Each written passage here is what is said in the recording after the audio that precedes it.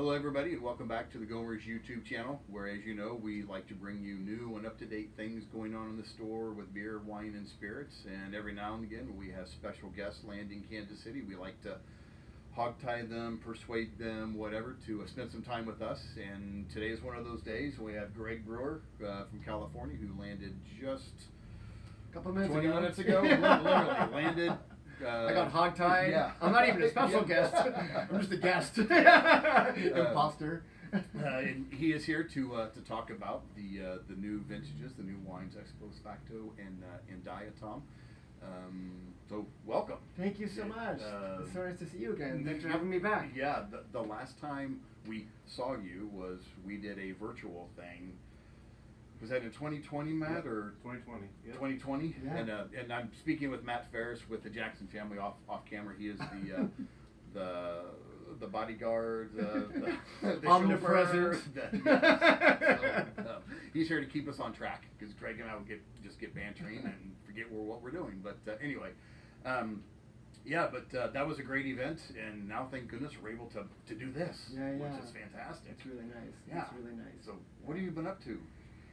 Working, yeah. So production's still going strong, and the main part of my role, I guess. And then I love education. I love being on the road. I love promoting Santa Barbara. I love promoting Jackson family and Santa Rita Hills and these projects. And so, as things have been kind of liberating, as far as travel and masks and whatnot, I've been hitting it pretty hard. Good.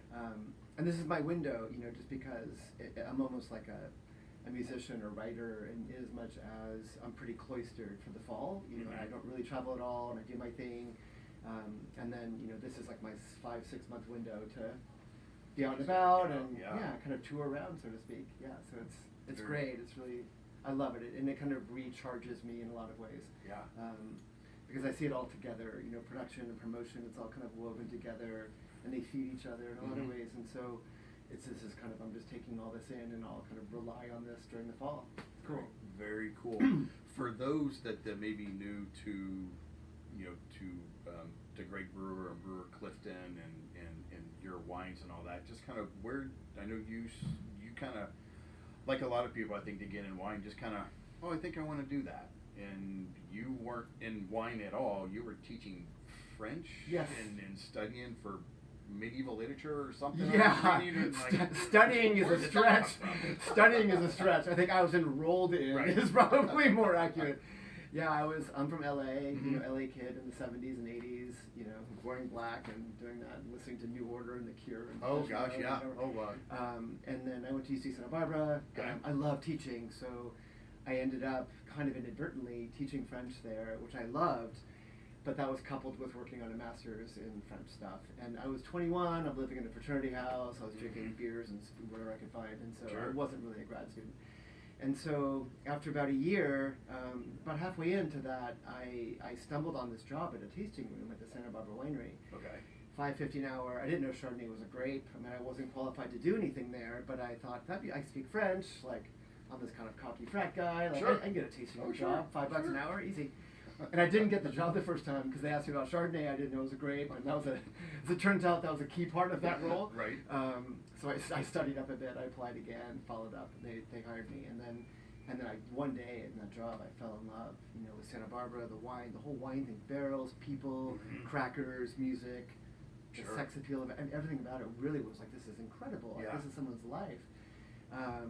And I lived in France, and so I kind of had that like romance hook too. But I wasn't raised with wine there. I was a college kid there, and so I immediately fell in. And about a year and a half later, I'd become their assistant winemaker, and then kind of things went from there. But for the past 32 years, only in Santa Barbara County, which is really important to me. Yeah. Very cool.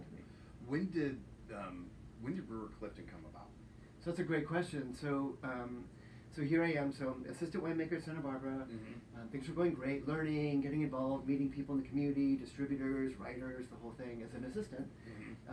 And then I met Steve Clifton back in '95, and we hit it off right away. He too was kind of same ilk as far as, he's a touch older, but like LA and that vibe and the whole thing. He was in the, I read, was he in the music business? Music. He's a singer, and he's totally like a frontman, music guy.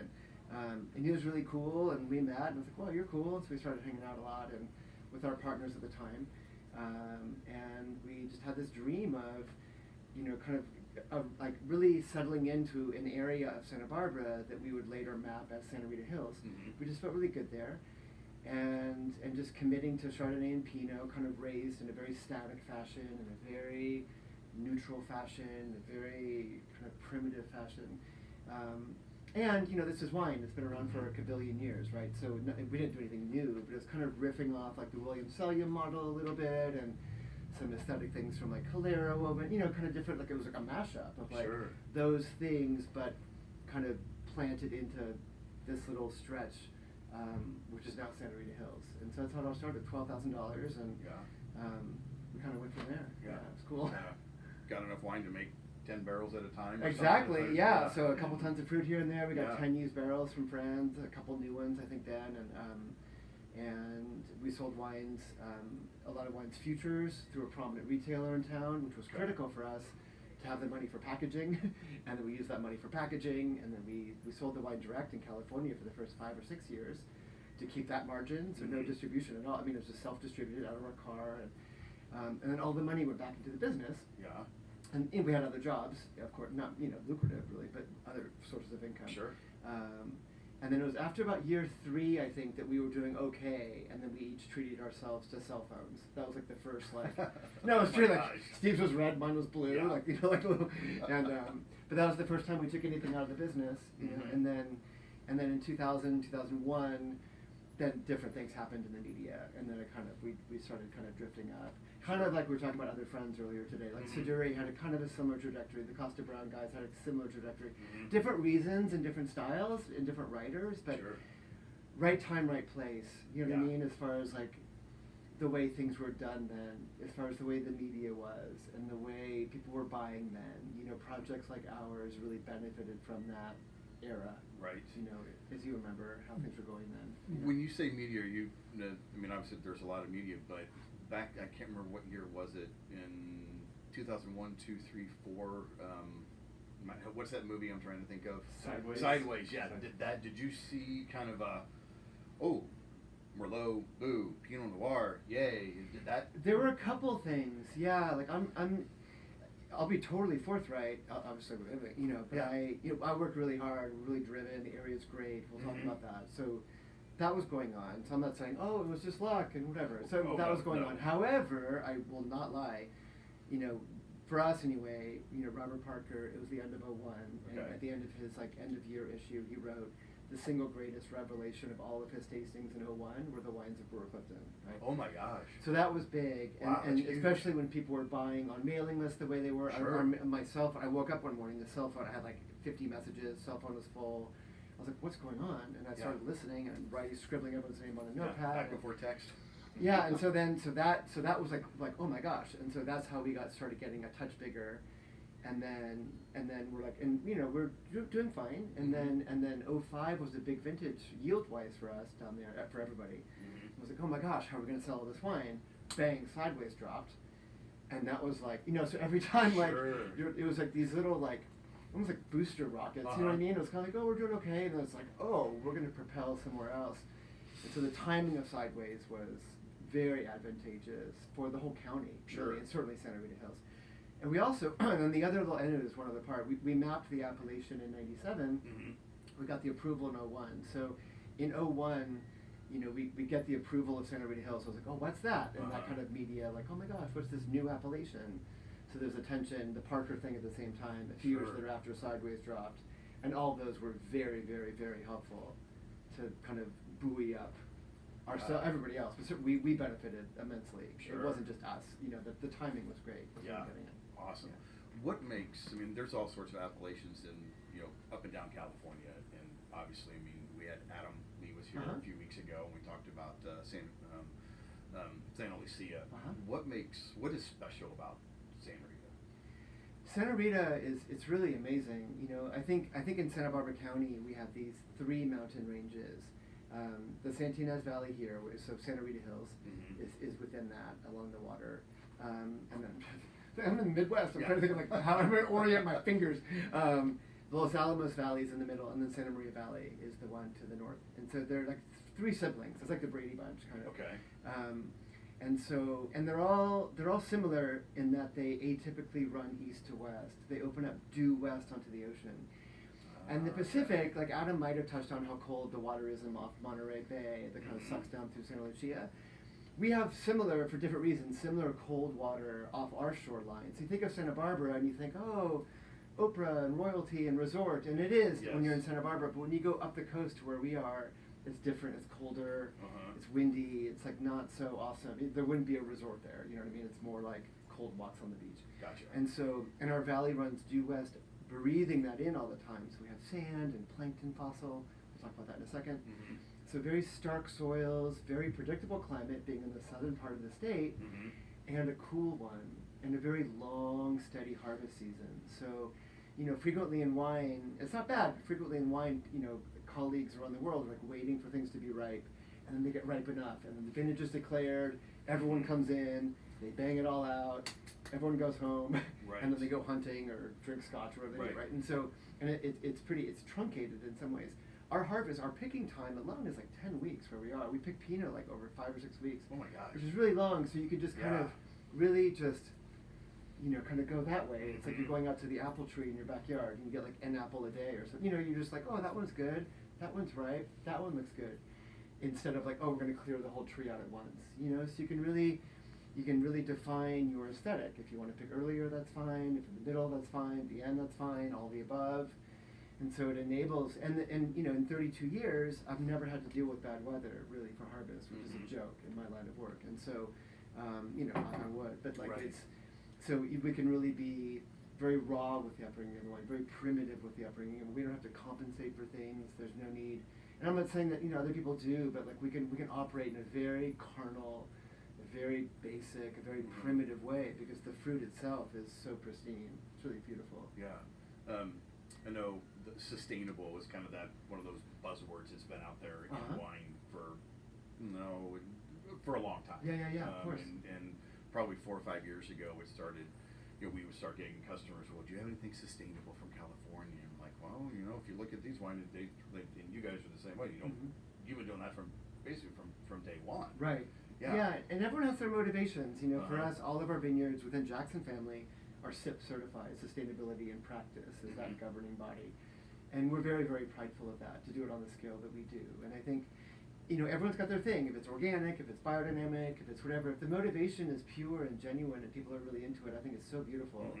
And everyone has their own priorities, you know, what they're after. And I think with SIP certification, there's a huge component that hinges on, you know, living wages and, you know, kind of economic things and, you know, health situation and stuff like that, which is cool. You know, it's not, and of course low input on the land. I mean, you know, those, but I don't want to say they're obvious, but those that are more straightforward that you would hope and assume would be embedded in that practice. But there's a human piece that's very kind of baked into the SIP certification as well that I'm very prideful about. I think it's cool. It's very important. And sometimes overlooked. Cool. Yeah. Gotcha.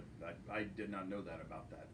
I mean, I knew it was all about, your farming and when you pick and what you do and all that kind of, what you put on the soil, what you don't put on the soil, what you put back and take out and all that, but I did not know about that. And now as a company, we're drilling even deeper into regenerative farming and doing a lot of trials. In fact, I got a text message yesterday from our vineyard manager about some side-by-side trials we'll be doing this year, and he wanted to ask what blocks we're going to use, and with different kind of regenerative practices that are, I don't want to say cutting edge, they're probably archaic. You know what I mean? It's so funny when people like sort of think that they're new, and it's actually like the opposite of new. But some side-by-side things, and it's real. It's not like, oh yeah, we're really cool, and peace out, we're green, we're awesome. It's like, we're okay, but we can always be better. Right. And I love that, like, continuation of pushing that envelope, which we do as Jackson family. It's really, it's inspiring. It's awesome. You mentioned Jackson family a couple times. Now they came calling in 15, 16, 17? Yeah, 16-ish we started a dialogue. Okay. Yeah. Right. What, and then you guys sold off, but you didn't sell 100%. Well, we did. You did? Yeah, okay. we did. Yeah. So in 2015, so for the first 20 years, it was kind of small business partnership stuff. You know, the Cliftons, myself, and then over 20 years, a lot of life happens, as we all can probably agree. Sure. Some better than others, some aspects better than others. And so, and so it was one transaction kind of happened there, and my ex-wife was bought out, and the Cliftons ended up being bought out, and I worked with some partners based in the Midwest who were amazing. It was great, and we were having a great time, and things were progressing along. And then Jackson family came just about a year and a half later. We weren't even on the market per se. We were just cruising along, and they expressed interest, and of course, we had a conversation with them. Sure. And the synergies seemed almost uncanny for a reason, like too many reasons to even go. I mean, I'm happy to share with you, but we're probably don't have time. But everything about the concept was like, oh my gosh, this is like the most perfect match, Yeah. And they were really interested and super kind, and so yeah, we quickly arrived at a price that was fair, and then 6 months later, they're pretty good once it comes to like the closing time frame. Right. It's not the first time they've done this. Right. And very systematic and fine and like easy and gentle, and then yeah, May 17th of 17, the deal closed. So almost 5 years, and the best 5 of my career. I'm not saying it because I'm on camera. Like I've never been treated better. I've never felt more supported, loved, motivated by those I get to work with. The wineries have never felt more mine. I've never felt more independent, which is crazy if you think about, well, it was yours before. How do you feel that? But, I think about it, the company is so forward-thinking in how they manage. And, we have all the wineries we have around the world. It's not that many, ultimately. It's like 50, which is, a lot for someone having wineries. Right. But, like, it's not some crazy, unwieldy thing. But all of them are independent, and I think of it like I have this octopus tattoo on my arm, right? But I think like in the arms of an octopus, and I think like every arm is different. La Jolla, Kendall Jackson, La Crema, Hartford Court. Everyone's doing their own thing. And so for me, I really feel like, well, they reached out and they wanted me as a limb or whatever. And so, if anything else, I'm inclined, and actually I feel the responsibility to push even further within this aesthetic. Because they don't, as a company, we don't need more of what we already have. We needed something different to be a complement. And so I think of myself like an octopus arm, like, oh, I'm going to go see what's behind in this reef and see if I can find some weird fish back here. You know what I mean? Because the other arms are already doing their thing up here. It's really exciting. Yeah, it's that's awesome. Cool. That's very cool. Yeah, I love it. I love it. Very and I'm not going anywhere. I mean, everyone knows, like I'm in until they kick me out. So, I'm trying to stay fit and hopefully I have another 25 years in me, and that's the plan. Yeah. 50 years at Brewer-Clifton, that's the goal. That'd be awesome. That'd be fantastic. 23 to go. Anything else about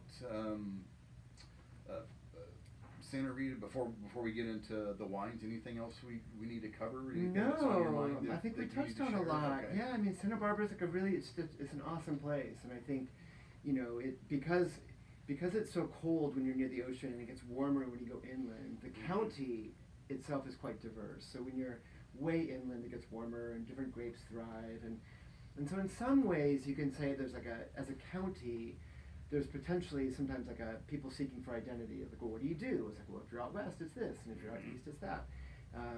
And that's good and bad. It's you offer something for everybody, which is great.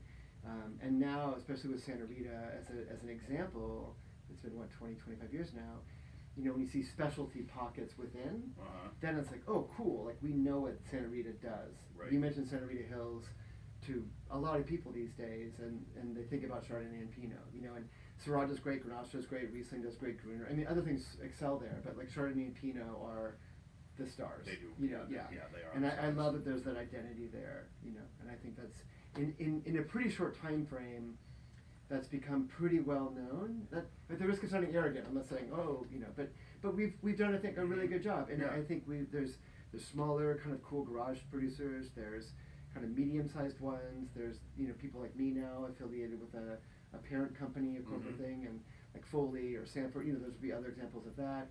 There's like big money coming in, which is its own thing. There's foreign investment happening, and it's all appropriate and it's all healthy. That's cool. Because it keeps the neighborhood diverse. Sure. And everyone has their own routes to market. So the little garage person is like such a beautiful, neat, sincere story. And I was that. Tons of us were that, right? I still feel that way. And so that's critical. And then like the fact that, we have the means to be in Kansas City today. Like a lot of people wouldn't have that. So now hopefully I'm helpful to tell the message here because of what we're able to do with the contacts we have and relationships we have. and ultimately everyone benefits. Yeah, Which is cool. Very, Yeah, very, it's cool. very cool. Very cool. All right, so what are we gonna start with today? We got 2 wines here with us. Yeah, let's start with Ex Post Facto. Okay. I'll just shake it up. All right, Yeah. very cool. So it's one of my favorite wines. that's where we're starting here. Yeah. I'm playing to my strengths. Yeah. So here's the 20. So this one, we just bottled this early March of this year, and this is a newer project out of our campus. Ex Post, we started, the first bottling was in 2016. Okay. I've worked with Syrah my whole career, starting in '93 at Santa Barbara Winery as the assistant, and then I made the wines at Melville for about 20 years. We did Syrah there, and so I've always been around it, but not out of our campus, so to speak, until 2016. And so, because I'm known for Chardonnay and Pinot Noir so much, you know, to do anything else, I'm so loyal and kind of faithful to that, and to Santa Rita. Like, for me to do anything other than that is almost like naughty or taboo. Sure. And so we had a little bit of fun. It's not, hopefully not tongue in cheek, but ex post facto in legal terms means you can't be accused of a crime if it wasn't a crime when you committed it, right? So there's this kind of fragile threshold of legality of like, oh, I shouldn't be doing this kind of thing, which is the fun part of this. Yeah, and then my mom, who's crazy inspirational to me, as a lot of parents are, very like a bit later in life, in her 30s, she was raising my sister and myself. My dad, my folks divorced when I was pretty young, and he went back to the East Coast. She worked during the day, put herself through law school at night, and then ultimately became a DA in sexual assault and homicide. Okay. Had a beautiful career. So I was raised kind of seeing her in court and seeing how hard she worked and seeing like her devotion to her work. It was really awesome. And so the type keys were also that kind of memory for me of being like 70s, 80s kid, you know, typewriters and detectives and that whole thing. So that was kind of the motivation behind the package. Very cool. Yeah. Very, very cool. And so really cold climate, super cold climate here. The grapes come in November, mid-November, so really late season. Fermented all as whole clusters, so no destemming at all. Okay. For us, it's an aesthetic that we do with our Pinot as well. It tends to frame the fruit. It harnesses the fruit that we have.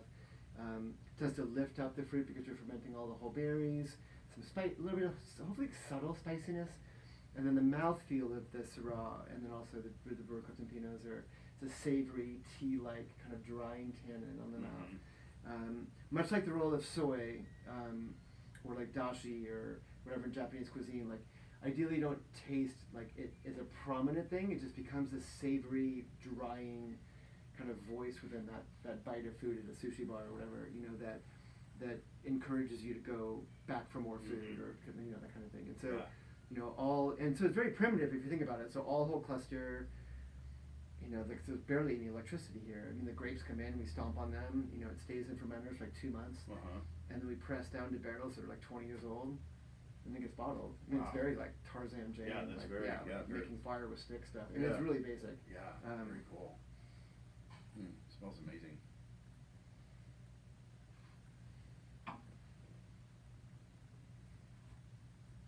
And Syrah. That is outstanding. Oh, I'm glad you like it. Oh my gosh. But I don't even get stemminess, you know what I mean? And that's the whole point. Like, you shouldn't, for me anyway, stems are cool, and I'm biased towards them. And sometimes I encounter whole cluster wines, and there's a green kind of resinous, piney element, which can be really pretty. Almost bitter sometimes. Almost bitter. Yeah. I sometimes think of like a Christmas wreath or something, you know? It's a kind of green and like cranberry, you know, kind of thing. And it's fine, that's fine. And as a style, we're looking for something kind of riper than that. You know what I mean? Where the greenness becomes more like black tea, soy, whatever, and a bit quieter. So that it just becomes a drying sensation more so than like a lead aroma or flavor, which I think this wine kind of demonstrates. And Syrah, we were talking about it earlier. It's such a funny grape. I mean, I think it's so versatile. I think it goes with everything. If there's someone, if there's a couple, let's say, or a group, and someone's into Pinot, and then someone else wants Cabernet, it's like, well, this wins. You know what I mean? I sometimes joke, like, if Pinot and Cab hooked up at a bar, they, you know, and it's like, oh, whoops, we should have done that last night. You know, like Syrah would be the outcome. You know, because it's kind of like it's kind of like a little bit of both. It's silly, but it's kind of there's spiciness and intrigue in Pinot stuff. It's a bit more like bottom end. You know, that someone's looking for, that a Cabernet client might be looking for. I think it accomplishes all those things. Yeah. No, this is outstanding. This is one of my favorite wines that we have in the store. Oh, I'm glad. It's fantastic. And we were talking when you came in. There's one of the things that we get to do that really is one of the fun parts of the job is when a customer comes in and says, "Yeah, I've been drinking French Syrah and French Grenache, and I want something that's a little bit different." And this is always one of those bottles that I take them to, and they're like, "California Syrah? What? What are you talking about?" I said, "Oh, trust me. And if you, as I shared earlier, I said, if you don't like it, bring it back. I will buy it, and my wife and I will drink it tonight." And I've never ever had anybody come back and say, "No, you were wrong." They come back and say, "Where's that bottle again?" I mean, it's a fantastic wine. Thank you. Man, fantastic job. Thank you. Great job on that guy. You're one of the first to have the 20. This is like. That's what we fresh do off at the Gomers. press. That's There what we you do at go. Gomers. We like to be the first. Thank you. We do. We like that. That's very cool. And then we have the Diatom. The Diatom. Vintage Diatom. Talk about youngster. Oh my gosh. Yeah, this was on a vine 6 months ago. Yeah. So yeah, Diatom is a very personal project for me. And so is Brewer-Clifton, obviously, but like this was something I struck off almost a little bit apart from Brewer-Clifton in 2005, not leaving it, but kind of adding to it. And this was a solo kind of thing I did almost 20 years ago. It started. I wanted to explore. So we have a lot of, like I mentioned, the ocean is very prominent where we are, and I wanted to. There's a lot of plankton fossil called diatomaceous earth, right? So a diatom is a single plankton fossil, and a lot of our hills are white and chalky and almost lunar. We have a mine of it in the area, and it's used for like freeway paint and glass production and filtration stuff, and long story. And so I wanted to kind of celebrate that, which sounds weird maybe, but I wanted to celebrate that and kind of get that landscape out into the world using Chardonnay as a vehicle to do it. And that's what motivated this. And I wanted something skeletal and solitary, like a plankton fossil would be, and kind of edgy in its own way, but I still wanted to maintain luxury. You know, I think so frequently in life, not only wine or spirits or beer or whatever, fashion, anything, like sometimes there's luxury and it's like decadent, and it's like you start with something luxurious and you build on the luxury and you just make something really over the top, or it's like lean and racy and like all treble and that, and sometimes it can be polarizing that way. For whatever reasons, circumstantially it is, and with Diatom I wanted to explore where those two things harmonize, right? So I wanted big, rich, fatty, luxurious, old vine, epic Chardonnay, farmed with tremendous care and attention, raised essentially in a vacuum. So I sometimes think about like a lobster claw. So, you know, a rich deck, we could be, you know, hanging out and we could have, you know, cream and butter and make it like really decadent and yummy, because it could handle the intensity of that approach, and that's fine. You know, we could take the other lobster claw to a sushi place, slice it thin with some yuzu or citrus, and it's still luxurious, but it's a completely different experience. It's way different. And so that's kind of what Diatom is. It's like big, rich. It's a massive Chardonnay. It's a big, full tilt Chardonnay, raised in steel, fermented very cold, bottled very early. So it's very sashimi. It's very raw. It's very. And what's interesting, it's almost a deviant, kind of twisted approach to like the craft in this unique territory that's so close to the ocean where we are. And when we started doing it almost 20 years ago, I didn't fear, but I was prepared for people to for it to be a little more polarizing. I thought, oh gosh, for someone who really loves oaky Chardonnay and creamy Chardonnay and toast and vanilla, they might not dig it. And surprising to me at the very beginning, like that audience loved it because it's huge. It's a big, powerful, beautiful Chardonnay. Pedigree Chardonnay. Yes. And so I thought, oh my gosh, I literally pour it apologetically. Oh, you might not like this. I see what you normally party. Like, this might not be your thing. And then they'd be like, oh my God, no, we love it. Like, send more. I'm like, oh my gosh, that's cool. And then for anyone who was disenchanted with that style, who was looking for an alternative to that aesthetic of oak and toast and vanilla, they were like, oh yeah, great, this is perfect. That's exactly what we're after. And so it ends up kind of, numbing some of those boundaries, which has been fascinating and I think really exciting. And then as of late, I've seen it even quiet down some separation between grape varieties.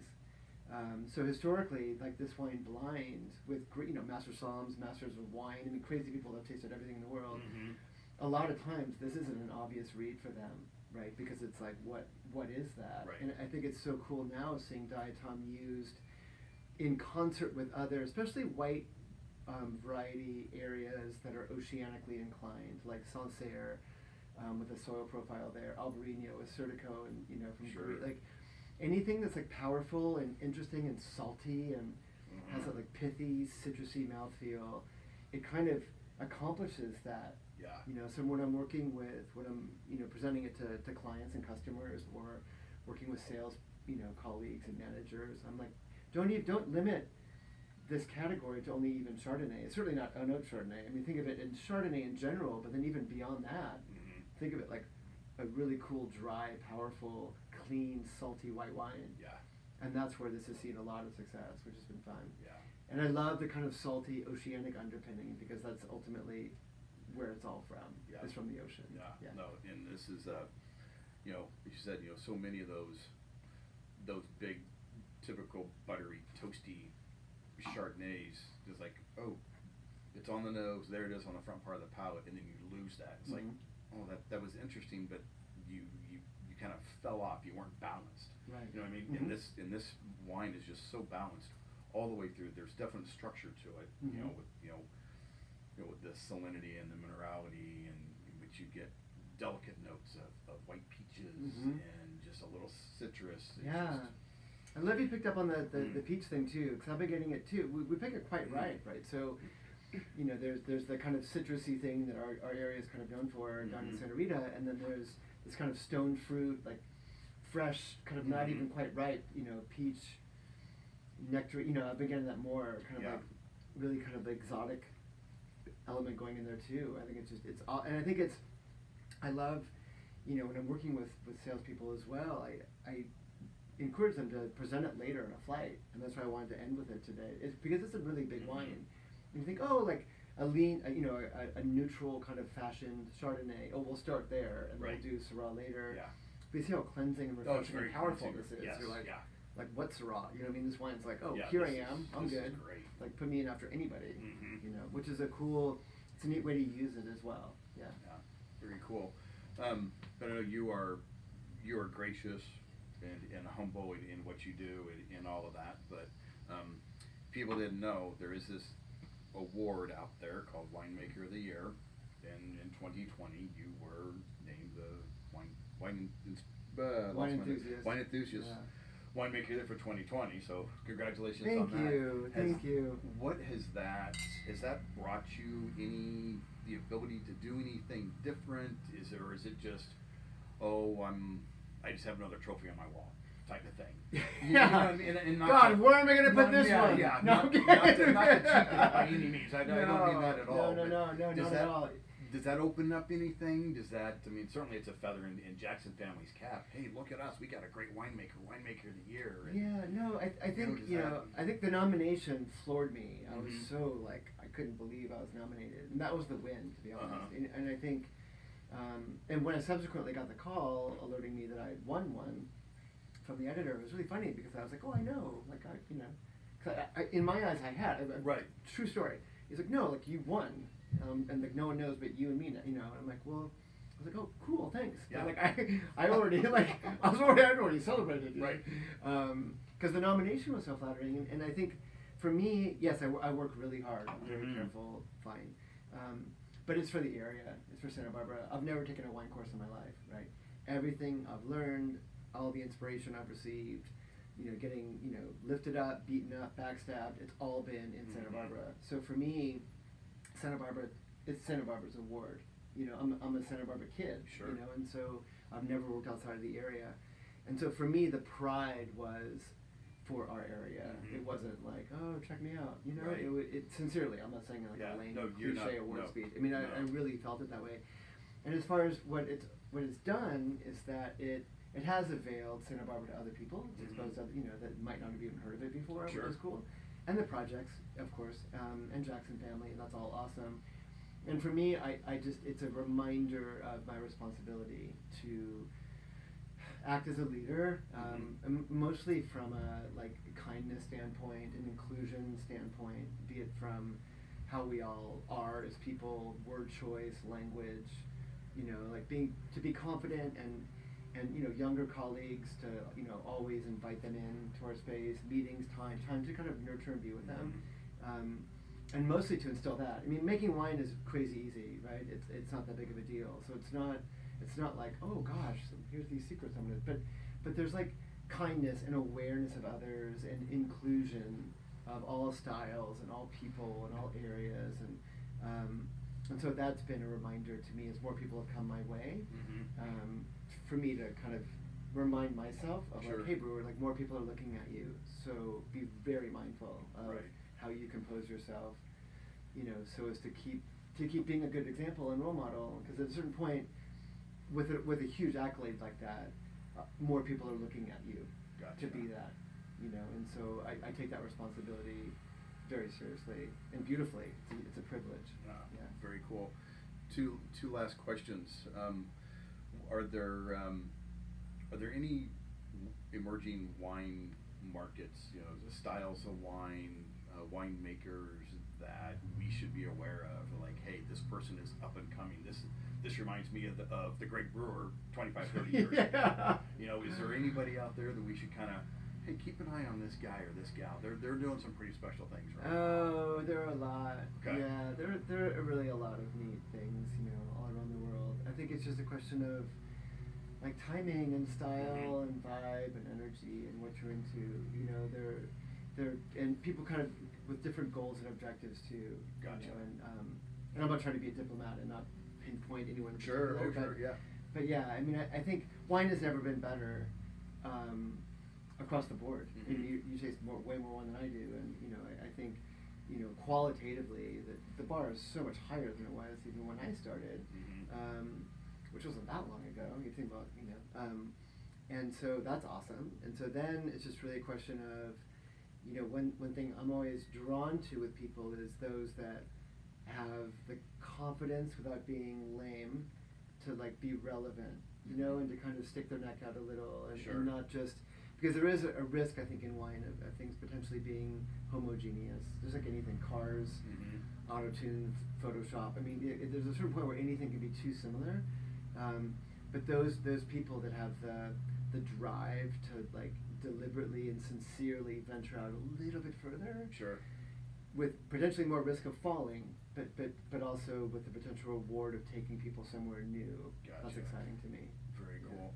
And then, is there with all the access that you have with Jackson family, both domestically, here in the United States and then around the world, with everything, is there a wine that you're like, man, I would love to be involved in making that? Is there anything, or are you just like, what, my love is what I'm doing, and I'm very happy to just kind of stay in my lane, so to speak? Yeah, you know what I mean? It's so funny you asked that, and the way you asked it was really sweet. There's every now and then there's temptation, right? It's just like we're all human, right? So not to go too heavy in like personal things, whatever, but I mean, there can be attraction to other people, right? And the attraction is very healthy, and I think professionally I've been very, very loyal, and I've been very tempted over the course of time. Friends up north, especially some of those glory days for us where like our mailing list was blowing up, and a friend would call me from Sonoma Coast, he'd be like, bro, I can hook you up with 5 tons of Vineyard XYZ that was like the heralded vineyard up there, and literally could have been trucked down, we could have done it, sold it through, and like, and I never did it. I always wanted to at first. I'm like, let me sleep on it. Cold water. No crazy whoop. No like Pinot and Cab hooking up stuff. And I never did, and I'm glad I never did, because I'm with the loyalty that I have with Santa Barbara, like I'm completely surrendered to the landscape, and I think these wines are how they are because it's all I know. Gotcha. It's like when you surrender to a spouse or someone, like you can be very intimate with that person, right? And so in the case of Jackson family, I love that we have these things, and they throw carrots to me all the time, like, oh hey, you could come down and like we'll build something in whatever. I'm like. Oh my God, like, the planes fueled up, like, it's really like, oh my God, like, la la la la. And I'm always like, no, like we have a lot to do in Santa Barbara, and Jess and Barbara and the family invested so heavily in Santa Barbara. When I was like in high school, they did. I mean, they committed to Santa Barbara before I got into business, like big time invested, like capital I, like big time. And they believed in it then, in the 80s and early 90s. And so the fact that all of that is there for me, and my, within my self-imposed border of Santa Barbara, there's like the world. It's ridiculous what we have in Santa Barbara. And so I think, in the case of Diatom as an example, like drifting up into the Los Alamos Valley, a whopping 15 minutes from the winery. It's not like I'm, but it's not my normal Santa Rita Hills world. Gotcha. So that's an example, and that feels kind of far to me. And I'm scratching to the surface of Los Alamos. And so I love the idea of, in my career, obviously staying very rooted and wedded to Santa Rita Hills, because that's like all I know. But then also really being a champion of Los Alamos, which is a kind of an overlooked valley in our county in some ways, even though it's been there forever as far as vineyards. And we have a lot of them.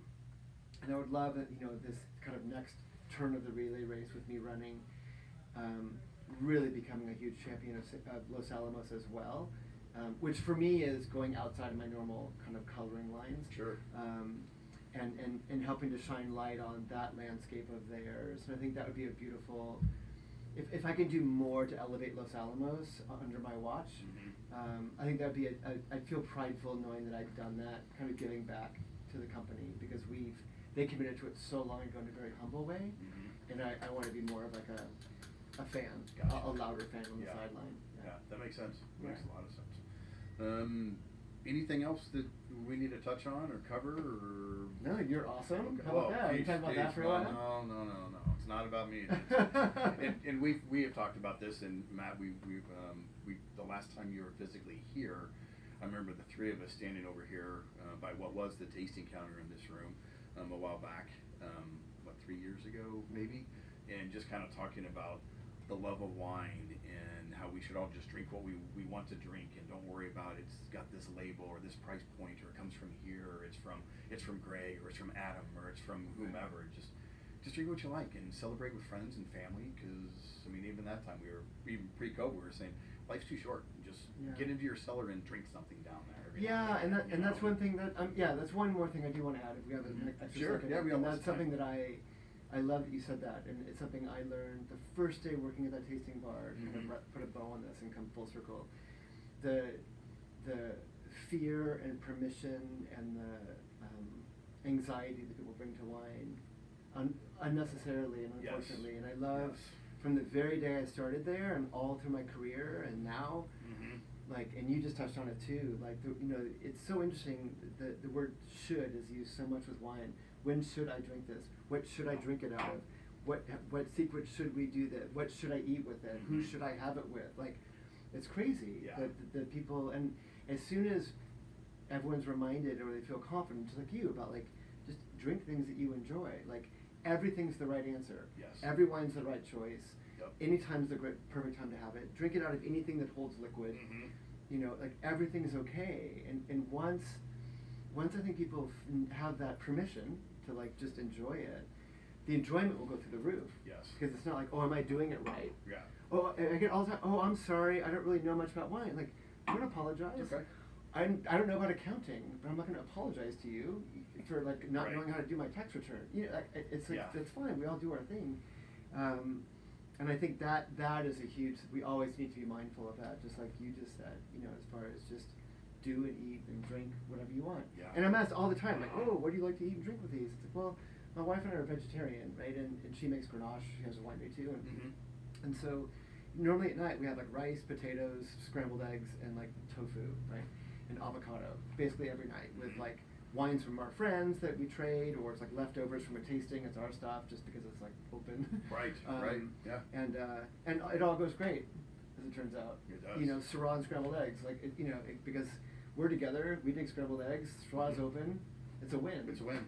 And I think once you're it's all good, then it's oh my god, yum, that tastes awesome. Instead of, oh, this isn't right, or this is going to be bad. It's the weird predisposition, and there's no need for it. No. And so everything's right, everything's an A. Any wine here is awesome. Yep. Yeah, drink it anytime you want, any temperature you want, out of anything you want, with anyone you want. That's the key. Yep, that is the key. That's Very the key. cool. But drink wine. Yeah, but drink wine. Thank you for being here. Thank you so much. What an honor to be with you. We appreciate Thanks it very, for having very me. much. Yep. Yeah, Cheers. Thanks, Maddie. All right.